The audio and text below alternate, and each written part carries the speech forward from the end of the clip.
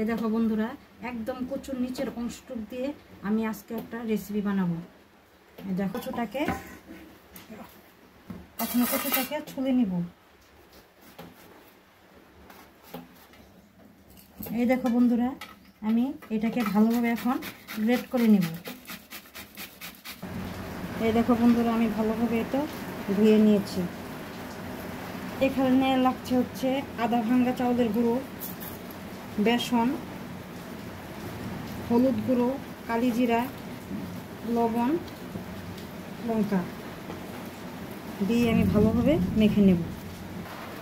এই দেখো বন্ধুরা, আমার কড়াইটা গরম হয়ে গেছে, সাদা তেল।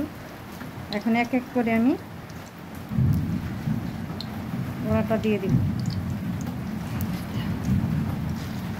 এই দেখো বন্ধুরা, তোমরা দেখেই বুঝতে পারছো কি সুন্দর অসাধারণ। যদি তোমাদের ভালো লাগে লাইক